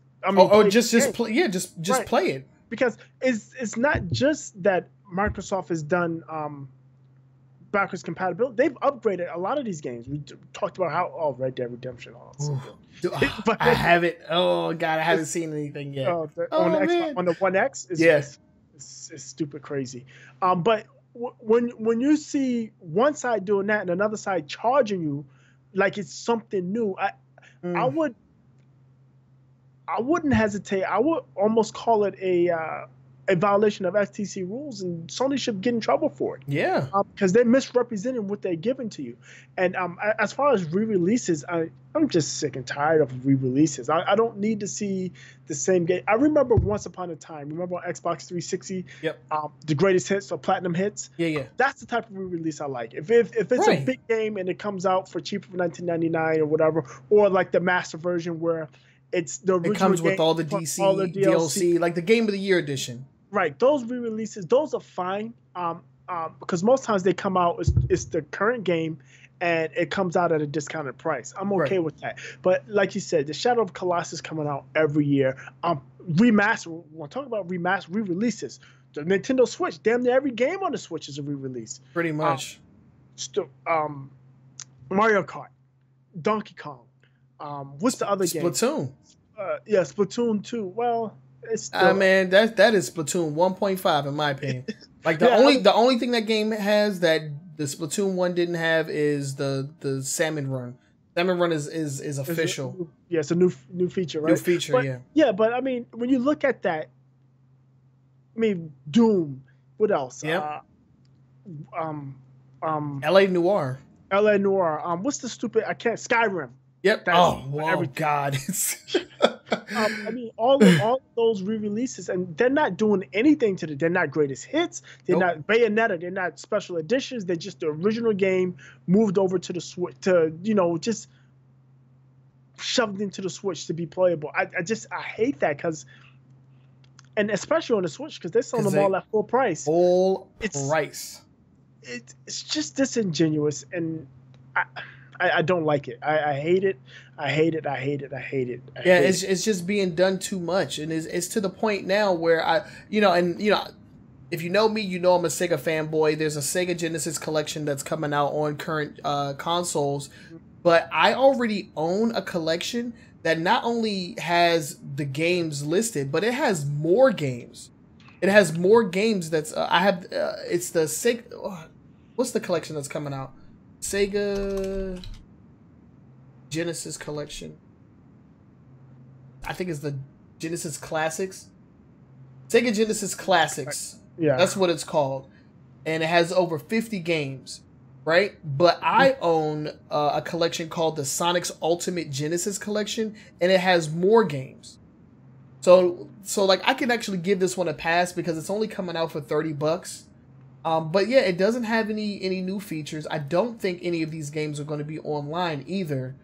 So it kind of just pisses me off that we're getting like all of these like re-releases after re-release after re-release. And you know what? A lot of these games I actually have because of the Xbox Live Arcade. Right. And the thing so they were sold separately, and now they have a collection, and it's like the thing with this is and what you see a lot, the people that want these games, just like you said, you already have it.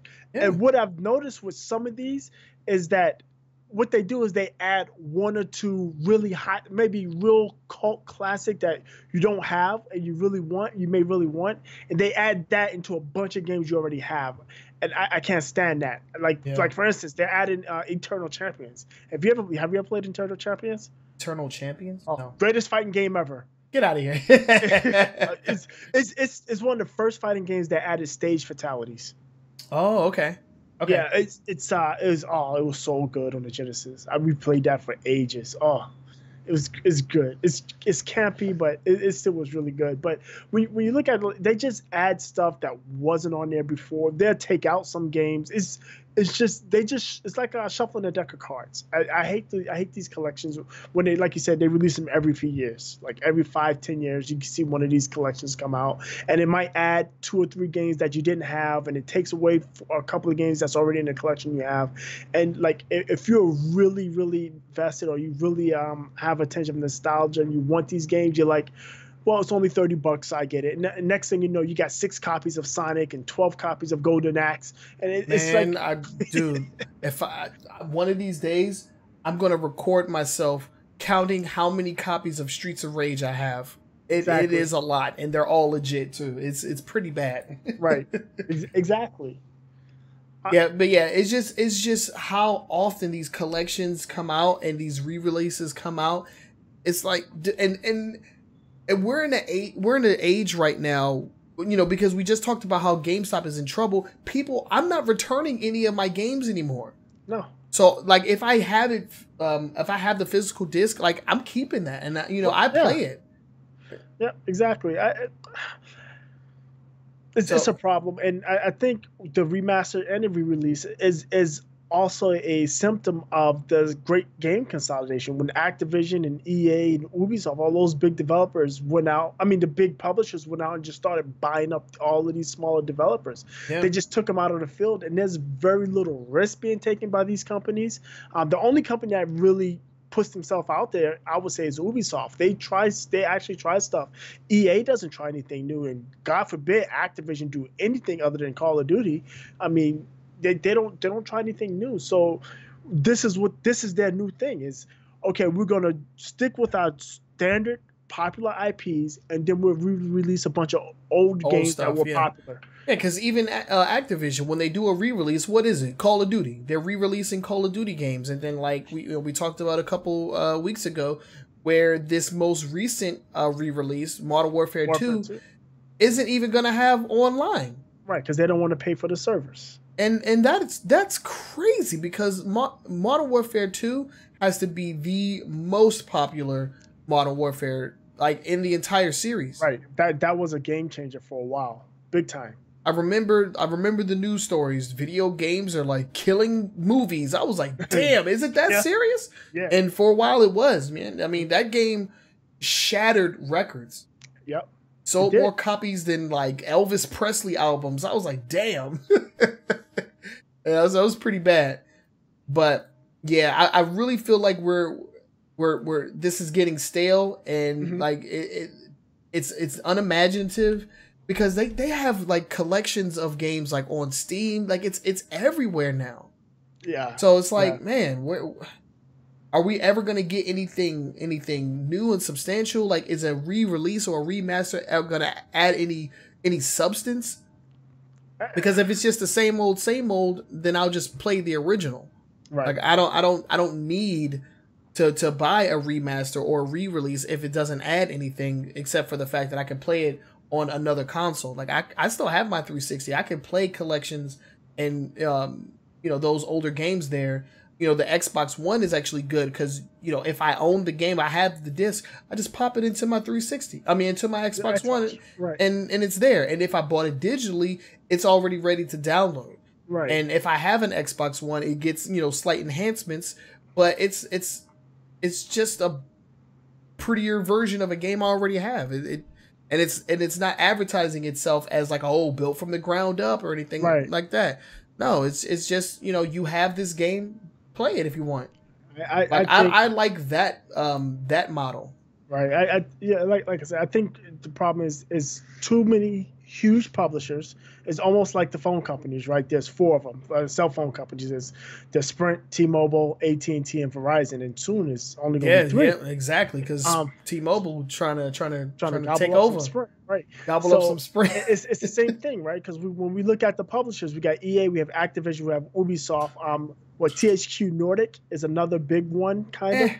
But other than that, there's not anybody out there, and it's the same thing. They don't take a risk. They got their set IPs, and that's what they're going to put out. And by buying up all of these studios, they brought up a ton of IPs that they can. We can just go to our back catalog.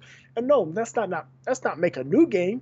This game was popular back in 2004, so let's just re-release it, or let's just do a remaster. That's cheap.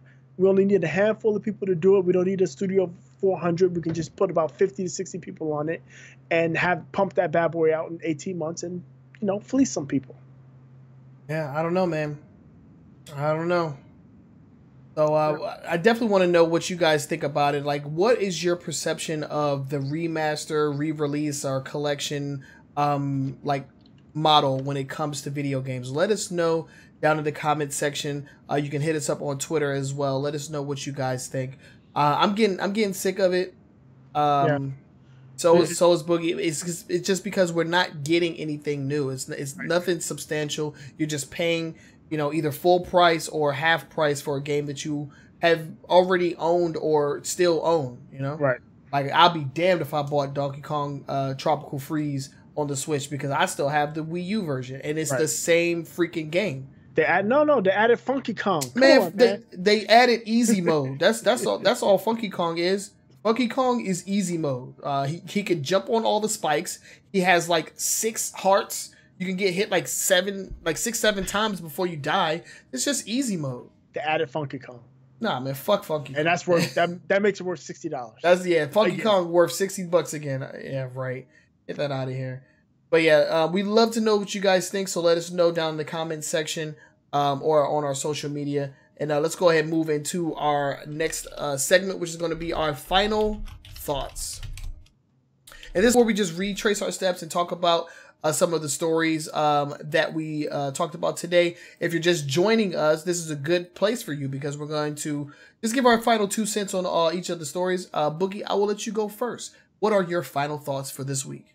I love what Vicarious Visions did with Destiny 2, the real life scavenger hunt. It would be cool to see more stuff like that. Cross-platform parties, that's awesome. That's another step in the right direction. And we are moving quickly, hopefully, to the cross-platform life on everything. The GameStop CEO stepping down after 3 months. They got more problems than just the CEO stepping down. They need to figure out what they're going to do and what they're going to be business model going forward. Yeah. The Microsoft game gifting being expanded. That's great. Now I can give gifts. I'm going to make my brother play some games he normally wouldn't play because I'm going to gift it to him and then I'm going to guilt him.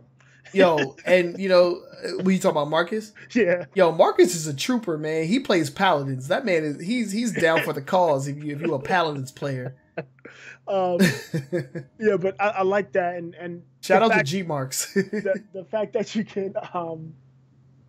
can gift subscription services, the gold and the Game Pass. That's awesome.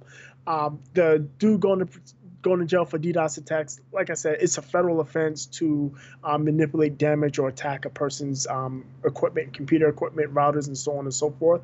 It's an FCC violation, and he got off with 1 charge. There's many charges that could have gone with that. So yeah, good for him. And just it's just a game. It's not that serious. No. The Sony and Nintendo announcing changes to warranty. Peace to the Void stickers. Parappa the Rapper being a remastered emulation. Shame on you, Sony. I'm calling on FCC to investigate. The Pokemon. That's false advertising, man. Yeah, for sure. The Pokemon Go Fest returning. Good luck. Hopefully it does much better than it did last year. I think, like you said, there's less word on it. I mean, there's less excitement about it, so it should be less people, which make it easier to manage. Nintendo news. Online service is trash. No VC is trash. Monster Hunter is trash. Whoa. Is trash. And Mitoma was trash. Oh, Lord. Hot garbage all around. And then EA continuing with loot boxes. That's trash, too. It's just a trash episode.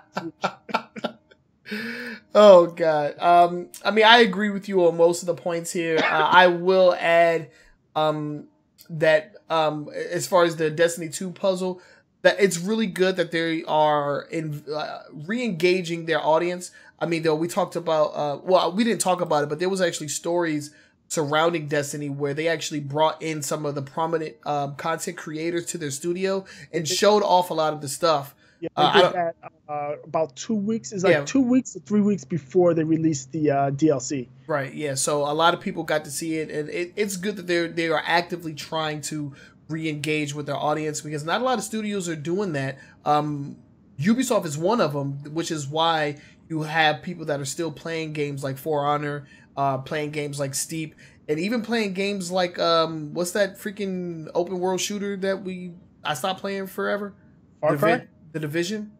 Oh yeah, The Division. Yeah. People still playing that because of all of the changes. Input from the community. So, good on Bungie for doing that. Hopefully they keep that up.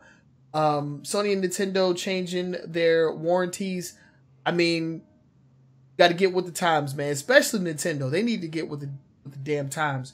The Parappa the Rapper remaster, man, that is something, and it's crazy that it wasn't. It was discovered by hacking. It was discovered by people going into the actual like game files and finding out like, hey, this is the PSP version, just like upscaled and repackaged as a remaster.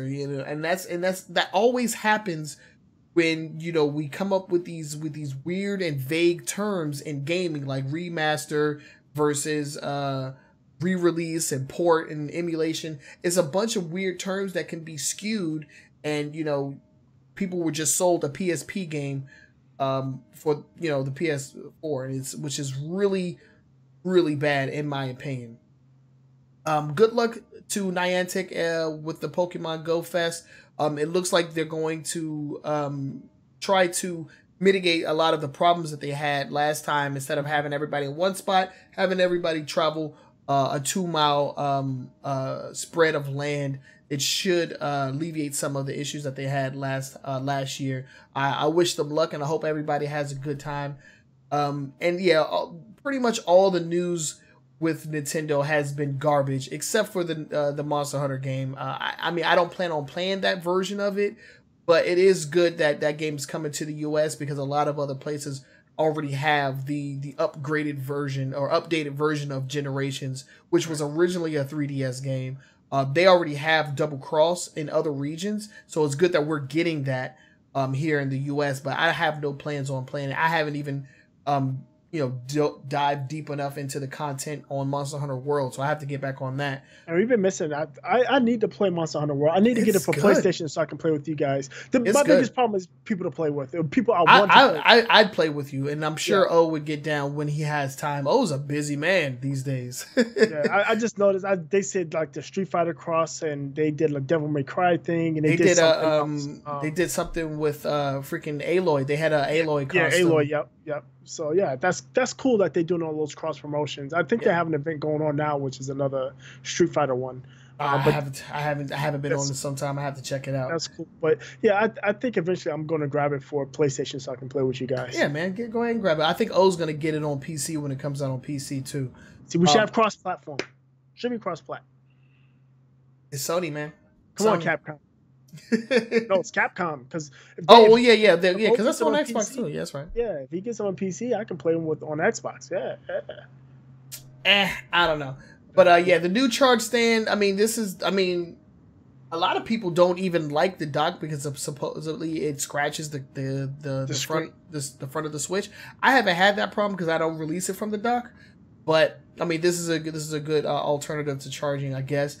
And Mitomo, rest in peace. It was a fun week for me, but apparently a lot of people were upset that they shut it down. And it just goes to show you that if a game isn't getting support, it's going away, because these servers, all that stuff costs money. It costs a lot of money, and so if you love a game, play it, because if not, it's going away. That's pretty much what I took from that. And as far as EA continuing with loot boxes, as consumers, we're just gonna have to show those guys that we don't want this. We're gonna have to show them with our wallets. We have to show them by not purchasing their stuff. So all the money that they've been getting is from the majority of their income is been coming from the Ultimate Teams. Right. So, and those sports games are huge around the world. So I don't know what it's going to take. What's going to take, right? Especially now FIFA, because there's, I guess this will be, I'm going to say it anyway. There's rumors that, remember we talked about PES, what's it, Pro Evo losing the Champions League? Yeah. There was an announcer, and I forget what country he's in, but he basically spilled the beans that it's going to be coming to FIFA. So another thing to make that game much more popular. Right. So we'll probably be talking about that a little bit more this Sunday. So make sure you tune in for to that. But yeah, that's all I have to say about these stories. And we would love to hear your guys' thoughts on all of these stories. So hit us up on Twitter. We are at AWGNS. You can also hit us up on Facebook. We're a weekly gaming news show, or you can use our call letters, AWGNS. And make sure you use the hashtag AskAWGNS if you want to ask us any questions, because we will answer them live on the show. whether you're live in the chat with us, because we're broadcasting across YouTube, Twitch, Mixer, and Facebook. So if you have a question you would like to ask us, do so. Use the hashtag AskAWGNS, and also leave comments on the YouTube channel, because we upload these to YouTube every Monday. They go live at 12 noon, but the show goes live every Sunday at 7 p.m. Normally, but we're coming to you guys late this week. Yeah, a little late. A little late, yeah, just a little. But yeah, I think that's about it. If you're listening to us, you're taking us on the go, we definitely appreciate it. If you want to listen to us, in your house while you're freaking cooking your dinner or vacuuming your freaking house or whatever, Boogie, let them know how they can do that. We are in iTunes, we're in Google Play, we're in TuneIn Radio. We're also in the general podcasting directory. So whatever podcasting app you use, you can search us using our call letters, AWGNS, or type us out fully, a weekly gaming news show. We'll be there. And again, if you're using any of your smart speaker assistants, you can just say the keyword or the wake up word and ask them to play a weekly gaming news show, and it'll play the latest episode for you. Yes.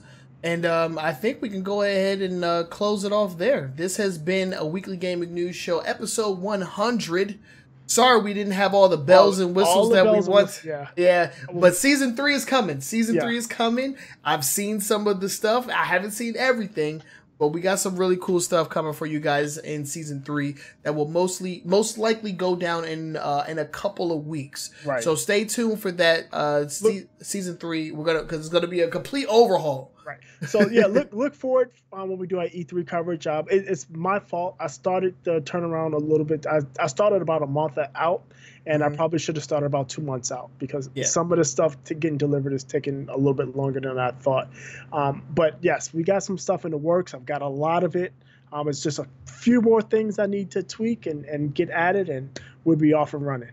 Yeah, we'll be off and running with season 3 of a weekly gaming news show, and we're also coming up on our anniversary as well. Yeah, the third year. That's where I'm. Well, no, E3 coverage is where I'm planning to launch, because that gives me a nice solid date, and I think I'm pretty much there. So we're almost there. Yeah. So look out for season 3 coming really soon. We'll have some more gaming news for you guys this Sunday. But yeah, we're gonna go ahead and bounce out for now. We are your hosts with the most, and my name is Trinell. I'm Todd. We will catch you guys this Sunday. It's still technically next week. It's right? Technically, but I don't know. A lot of people count Monday as the next week. That's what I do. Yeah, because it starts the work week. Yeah, it starts the work week. Yeah, and I'm weird. Like if it's like 2 a.m, it's not morning until I go to sleep and wake up and the sun is out. I'm the same way. So I'm a rebel. I'm a rebel like that. So. And if I don't go to sleep until 7 a.m, it's just I didn't go to sleep. It doesn't matter. It's still not the next day. So I go to sleep and wake up. So yeah, we'll catch you guys this Sunday, 7 p.m. on your favorite freaking website or your favorite podcasting app.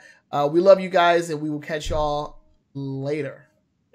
Peace. All right. So what's up? Actually, while we were on, I just got a thing from the guy. So I think he finally got the logos, the 2 logos, the ones I showed you the outlines for. Yeah. He's been screwing them up, so I had to keep sending it back to have him change it. Okay. Having a hard time following directions, but I think once I get that, I'm gonna send it off to be animated. And we'll be good. We get animations, boys. We get animations. And then I do have this. So for those of you that are still here in the after show, like normally when the show, when we finish the podcast, we kind of just like chill around for a little while and talk for a bit. So you guys just got an exclusive. We're getting animations. Yeah. It's going to be fun. I can't wait. Then, check. Are you looking at the Facebook still? Because it's still up. Yeah, it's still up. So this is the overlay that's going to be coming. Let me take a look. I'm also getting one that has 3 and 4 person. Yo, the coolest. What's up, homie? How you doing? What? That's the new overlay? Yeah. That's pretty dope, man. The bottom left one would be for our assets. Okay. That square box is for the topic list, and then obviously our camera's up top, and it's got all our information on the bottom. I've updated the bottom because the YouTube is incorrect, so that's been changed. Okay. But yeah, That's let me it. get And a then better look at it. Of the 3 and the 4, we're gonna break down the 2 hour. So what's the one on the right? What's that the one on the bottom right? What's that for? Yeah, that's for our topics. Okay, our topics. How we put in our topics. Okay, because man, and one thing that I wanted to do was actually have like a section for the chat, but we don't have a way to unify. You know what? I actually been planning on doing it is purchasing the restream thing so that I can stream across all four. Yeah, and we can have a unified chat, because right now our chats are split into 2. We have 3 on my end, and then we have Facebook. Right. Yeah. Oh yes. By the way, food is ready. What's up? Food is ready. Food is ready. Oh yeah, man. That's it. It's dinner time, boys. I gotta go. Yeah. But yeah, Mario Odyssey is dope. I have to beat it already. Yeah, I have to beat that game. I have to beat a couple of games, man. I've been trying so hard. That's cool. And then also our #1 fan, Maury Jen. Yes. We'll talk to you offline because I wanted to be kind of a surprise for him. I have an idea of how we can take care of Maury Jen, because we got it. And definitely appreciate it. From day one, man. from day 0. Yeah, exactly. He was here before we started the podcast. Oh my God. All right. So Vanessa's not going to wait for me anymore. So I have to go. I got to go, dogs. Yeah. Thank y'all for tuning in. Awesome things coming in the future. We hope that you guys are joining us for it. You've been putting in that work. I see you, my boy. I see you. I'll try to be on again this week before Sunday, so that we can play some video games. Maybe we'll get on Mario Odyssey. Send me some suggestions for what you guys want to. I suggest not Mario Odyssey. Okay, awesome. And you guys always know that you can hit me up on the Discord as well. I tend to chat there a lot. I post a lot of memes there. So yeah, I'm out, guys. The GF has summoned me, so I gotta go. All right. Oh, the friend code. Can I get that? Let me see. I can get that. That's what. Shut down the okay, Switch.